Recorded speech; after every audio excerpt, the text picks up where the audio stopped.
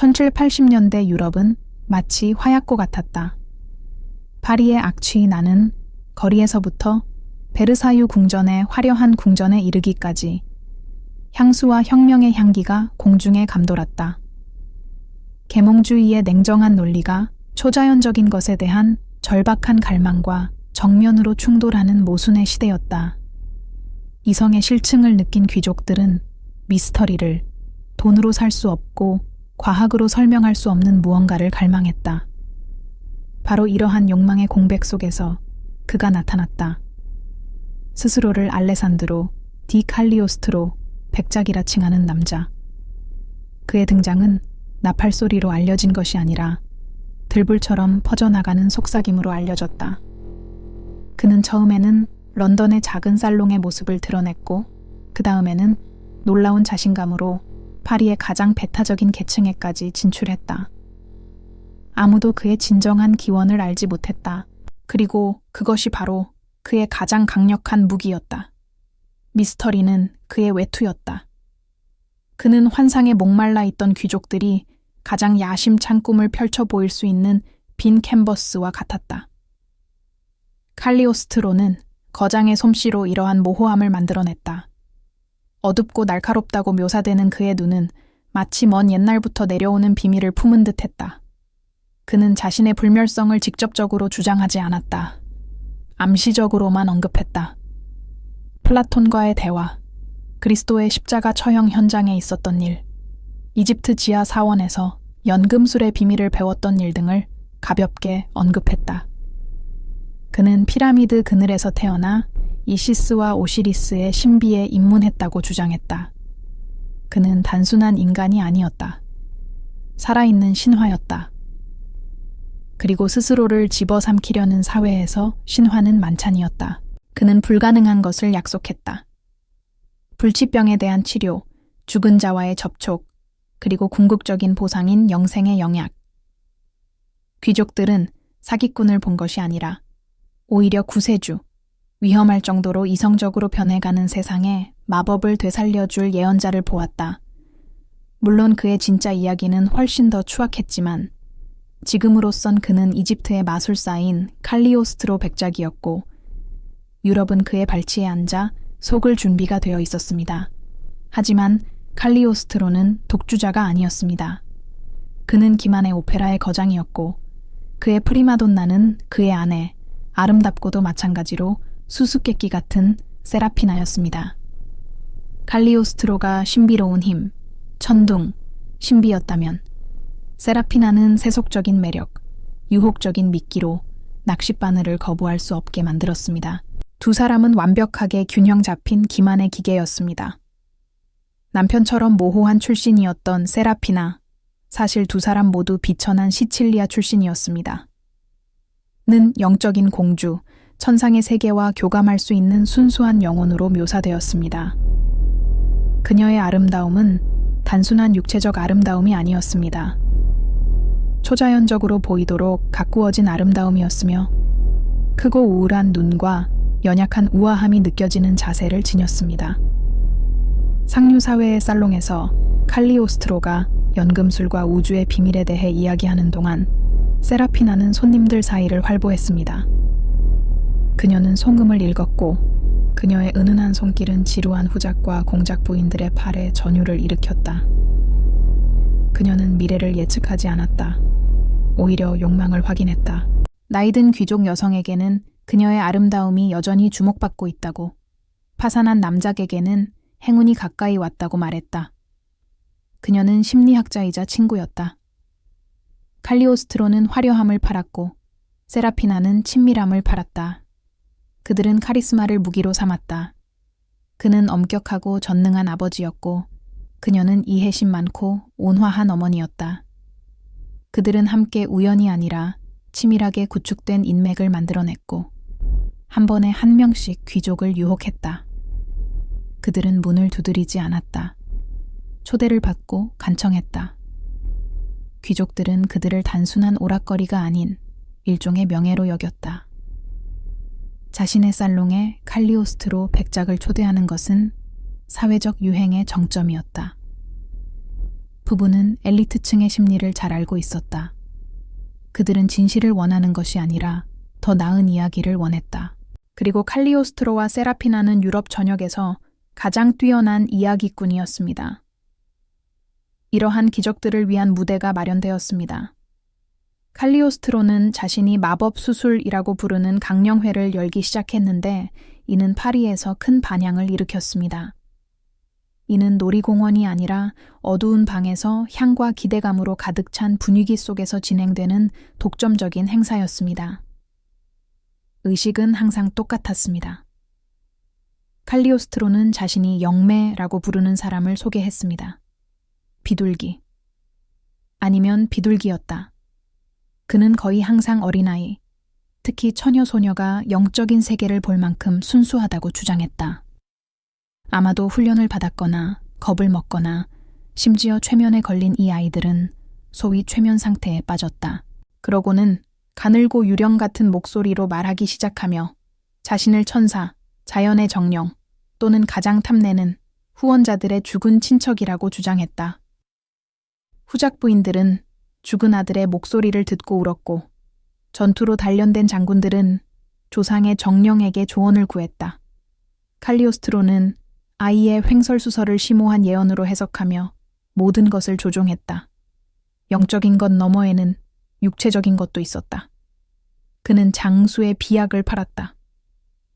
신비로운 라벨이 붙은 색깔 있는 액체가 담긴 병들은 거금을 받고 팔렸다. 그 안에는 무엇이 들어 있었을까? 아마도 와인과 쓴 약초, 그리고 효과를 더하기 위해 아편이나 금속 화합물을 섞은 것이었을 것이다. 그는 그것들을 다음과 같이 소개했다. 첫 번째 문제 연금술사들에게서 노화를 되돌릴 수 있는 물질이 발견되었습니다. 그는 또한 기적적인 치료를 행했습니다. 천연두나 결핵을 치료한 것이 아니라 엘리트들이 앓는 질병, 즉 우울증, 히스테리, 통풍, 권태를 치료했습니다. 그는 프란츠 메스머가 유행시킨 동물 자석 기법을 사용하여 환자들에게 손을 얹고 연극적인 제스처를 취하며 환자의 눈을 뚫어져라 쳐다보았습니다. 암시의 힘과 절실한 믿음의 욕망이 나머지를 해결했습니다. 치료받은 사람들은 그의 기적을 선포했고 칼리오스트로의 전설은 날로 커져 그를 엄청난 부를 축적하게 했습니다. 하지만 칼리오스트로의 야망은 거짓된 치료법과 값비싼 영약 그 이상이었습니다. 그는 권력을 추구했습니다. 그는 유럽의 진정한 엘리트들이 보이지 않는 네트워크, 즉 프리메이슨으로 연결되어 있음을 깨달았습니다. 프리메이슨은 당시의 사회적, 지적 클럽이자 귀족, 철학자, 장군들을 하나로 묶는 비밀 결사체였습니다. 하지만 칼리오스트로는 한 가지 단점을 발견했습니다. 어떤 사람들에게는 정규 프리메이슨이 너무 합리적이고 계몽주의에 너무 얽매여 있다는 것이었습니다. 프리메이슨에게는 마법글에서 그는 자신만의 것을 만들어냈습니다. 프리메이슨의 이집트 전례를 창설한 것이죠. 그저 또 다른 로지가 아니었습니다. 그는 그것이 진실 모든 지혜의 근원인 프리메이슨은 고대 이집트 사제들이 창시하여 시대를 거쳐 전해졌다고 합니다.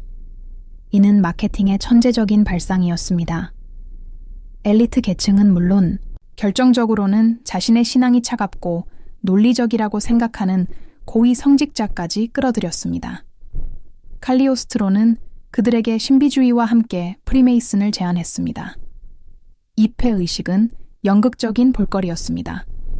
입회 후보자들은 눈을 가린 채 해골로 장식된 성찰의 방으로 안내되었고 피에 서약을 하고 충성심을 상징적으로 시험했습니다. 칼리오스트로는 프리메이슨의 상징을 연금술, 카발라, 점성술, 그리고 가공된 상형 문자와 혼합했습니다. 그는 여성들의 가입을 허용하여 세라피나가 시바의 여왕으로 주재하는 입양 롯지를 만들었다는 사실은 수치스러웠습니다. 이는 그의 매력과 권력 기반을 넓혔습니다. 그리고 물론 돈도 있었습니다. 이집트 전례는 결코 싸지 않았습니다. 입회비는 터무니없이 비쌌습니다. 각 단계마다 특별한 부적을 위해 그리고 그가 직접 쓴 성스러운 원고를 위해 비용이 들었습니다.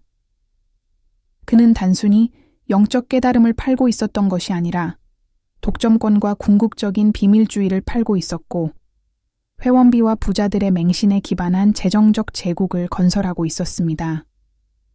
그리고 바로 이 권력의 그물망이 그를 궁극의 목표이자 최대의 희생자 루이 르네 에두아르 드로앙 추기경에게로 이끌었습니다. 드로앙 추기경은 과장 없이 프랑스에서 가장 강력한 인물 중 한 명이었습니다. 교회의 왕자이자 프랑스에서 가장 유서 깊고 부유한 가문의 일원이었던 그는 모든 것을 가졌습니다. 단 한 가지, 마리 앙투아네트 왕비의 총애만 빼고 말입니다. 일련의 외교적 실수와 그의 방탕함으로 악명이 높았던 로앙은 공개적으로 그를 경멸했습니다. 엄청난 자존심과 정치적 야망을 지닌 로앙에게 이러한 거부는 열린 상처이자 밤낮을 가리지 않는 집착이었습니다. 그는 궁정의 은총을 되찾고 왕의 총애를 느끼고 싶어 안달이 났습니다. 칼리오스트로가 잘 알고 있듯이 절망은 사기꾼에게 가장 비옥한 토양입니다. 백작은 로왕에게 소개되자마자 추기경의 약점을 즉시 알아챘습니다. 그는 정치적 조언은 하지 않고 마법을 부렸습니다. 칼리오스트로는 로한의 가장 가까운 친구이자 그의 사적인 스승이 되었습니다. 그는 추기경을 위해 독점적인 강령회를 열었습니다. 이 모호한 회동에서 칼리오스트로가 전달한 영혼과 천사들은 추기경에 대해 편리하게 이야기했습니다. 그들은 여왕의 수호천사가 그를 호의적으로 보기 시작했으며 그의 헌신은 보상받을 것이라고 말했습니다. 칼리오스트로는 심지어 마법적 환영을 보여주기도 했습니다. 투시 기술 아마도 숨겨진 조수나 거울 속임수를 사용하여 로한에게 물통에 담긴 마리 앙투아네트의 모습을 보여주고 미소 짓게 했습니다. 욕망에 눈이 먼 추기경은 모든 것을 믿었습니다. 그는 칼리오스트로의 손에 상상할 수 없는 재산을 쏟아부어 이집트 의식의 자금을 지원하고 영약을 사고 여왕의 총애를 얻기 위해 터무니없이 비싼 의식의 돈을 썼습니다. 칼리오스트로는 자신의 주머니에 교회의 왕자를 품고 있었고 그와 함께 프랑스 국가의 부와 권력에 무제한으로 접근할 수 있었습니다. 칼리오스트로의 마법에 의해 부추겨진 로한의 맹목적인 신뢰는 곧 그와 칼리오스트로를 세기 최대의 스캔들의 중심으로 이끌었습니다. 이 사건은 군주제의 명예를 실추시키고 프랑스 혁명의 불길을 지폈습니다. 바로 악명 높은 다이아몬드 목걸이 사건이었습니다. 이 음모의 배우는 칼리오스트로가 아니라 귀족의 사생아인 잔드라 모트라는 교활한 사기꾼이었습니다. 잔은 로한이 여왕에게 집착한다는 것을 알고 있었습니다. 또한 보석상 베머와 바센지가 필사적으로 여왕에게 팔려고 했던 160만 파운드, 현재 가치로 수십억 파운드에 달하는 647개의 보석으로 이루어진 화려한 다이아몬드 목걸이도 알고 있었습니다. 하지만 여왕은 이를 거부했습니다. 잔은 로한에게 접근하여 마리 앙투아네트의 비밀 친구라고 주장했습니다. 그녀는 여왕이 비밀리에 목걸이를 원하지만 공개적으로 살 수는 없으며 그녀가 그것을 원한다고 그에게 말했습니다. 네. 로항은은 그녀의 중개자 역할을 할 것이다. 그렇게 하면 그녀는 그에게 돈을 지불할 것이고 그녀의 호의는 영원히 보장될 것이다. 로한은 망설였지만 잔느는 베르사유 정원에서 마리 앙투아네트로 변장한 매춘부와의 야간 만남을 주선했다.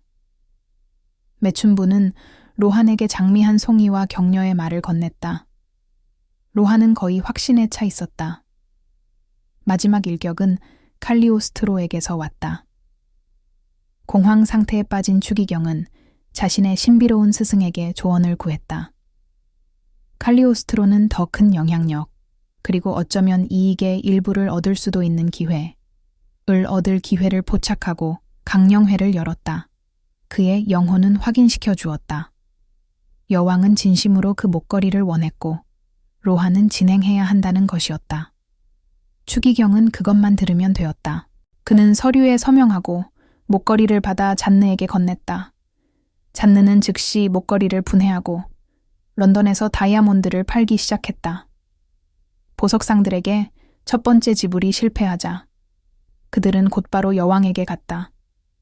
스캔들은 폭발했다. 여왕은 자신의 이름이 연루된 것에 격분했다. 루이 16세는 군주제의 명예가 진흙탕에 끌려가는 것을 보고 신속하게 조치를 취했습니다. 몰락은 혜성처럼 빠르게 일어났던 것처럼 순식간에 일어났습니다. 경노한 왕은 세부 사항을 무시했습니다. 그는 이것이 배신이자 아내에 대한 참을 수 없는 모욕이라고 생각했습니다. 그는 다음과 같이 말했습니다. 캐시 편지 재판 없이 왕실 체포 영장이 발부되었습니다. 한밤중에 왕실 근위병들이 관련자 전원의 거처를 급습했습니다. 교회의 왕자였던 로왕 추기경은 예복을 입은 채 체포되어 궁정 전체에 충격을 안겼습니다. 잔드라 모트는 체포되었습니다. 그리고 상류사회를 경악하게 한 것은 칼리오스트로 백작과 그의 아내 세라피나 역시 체포되었다는 사실입니다. 그들은 프랑스에서 가장 두려운 감옥, 바스티유 감옥으로 끌려갔습니다. 바스티유는 평범한 감옥이 아니었습니다. 왕의 절대적이고 자의적인 권력을 상징하는 암울한 곳이었습니다. 그곳은 차가운 돌과 습기, 그리고 절망으로 가득한 중세 요새처럼 극소수의 사람만 나오는 곳이었습니다. 불로장생의 묘약을 가졌다고 주장하는 불멸의 마법사는 이제 쥐들과 함께 어둡고 축축한 감방에 갇혔습니다. 그의 마법은 실패했습니다. 그 후 열린 재판은 유럽의 장관이 되었습니다. 세기의 재판이었습니다.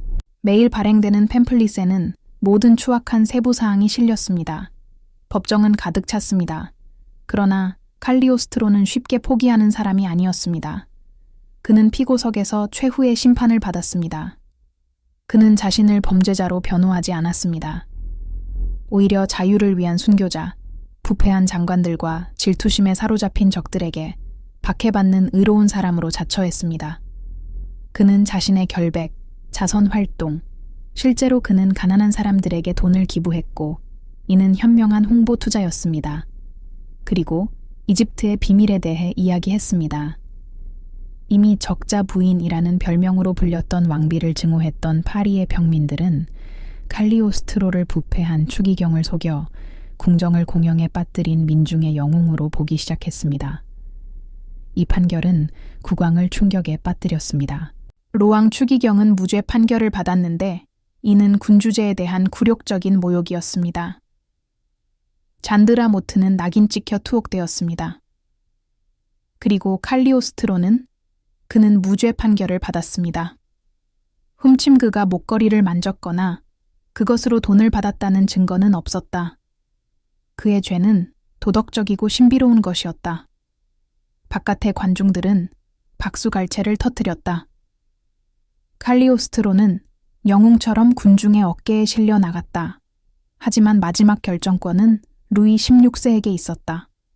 절대 군주는 처벌을 위해 유죄 판결이 필요하지 않다. 무죄 판결을 받은 바로 그날, 칼리오스트로는 왕실 명령을 받았다.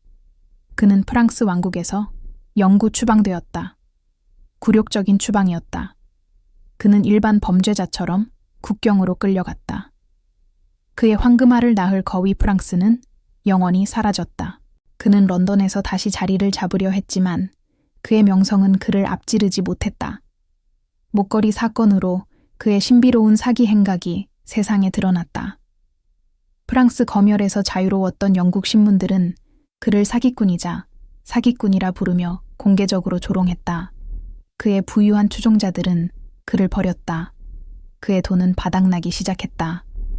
절망에 빠진 그는 마치 유령처럼 유럽을 떠돌았다. 그러다가 엄청난 오만함과 어리석음으로 로마에서 운을 시험해보기로 결심했다.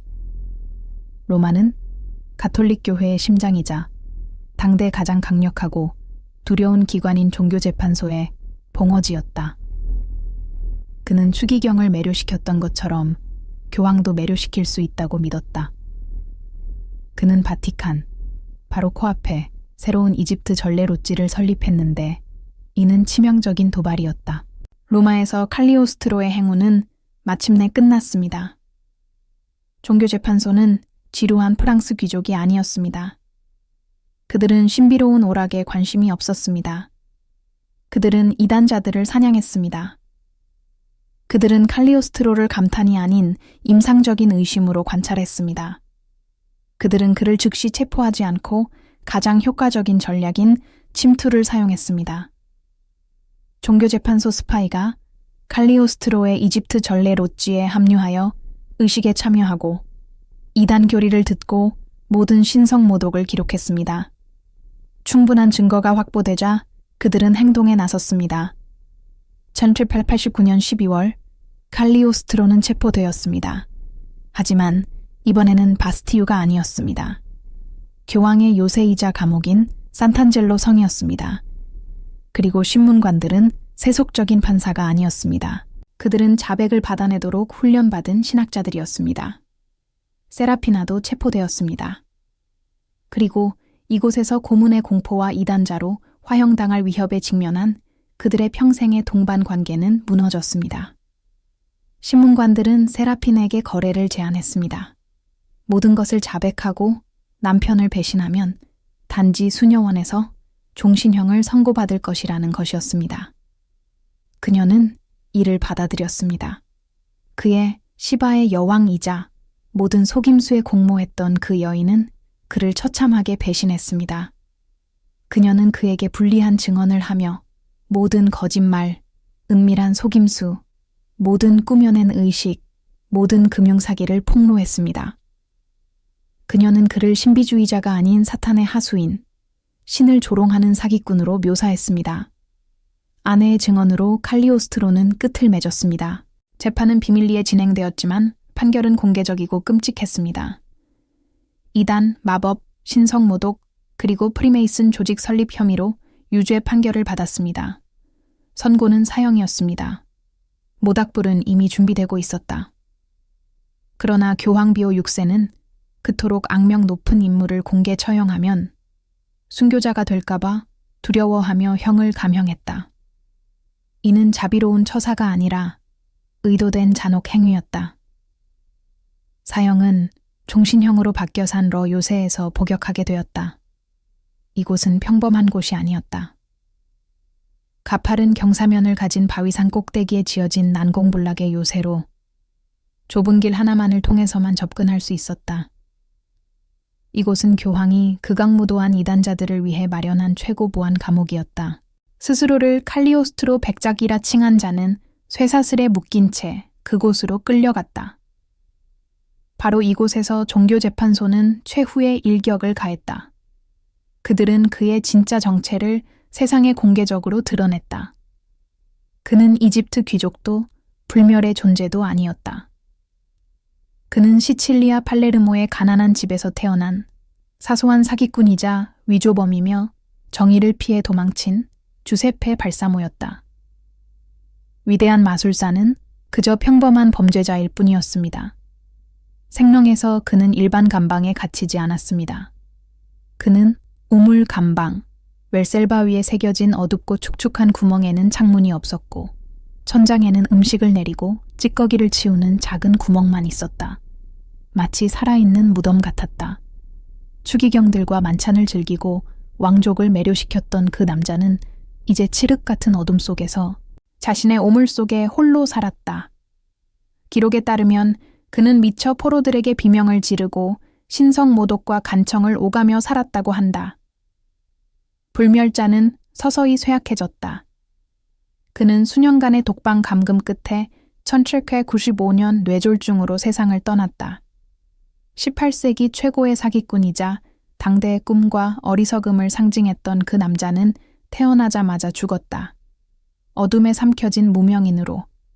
이 이야기에 감동하셨다면 좋아요를 눌러주시고 채널을 구독해주시고 가장 좋았던 부분을 아래에 댓글로 남겨주세요. 여러분의 의견은 저희에게 매우 소중합니다. 감동적인 이야기가 필요한 누군가에게 이 영상을 공유해주세요. 다음에 또 만나요.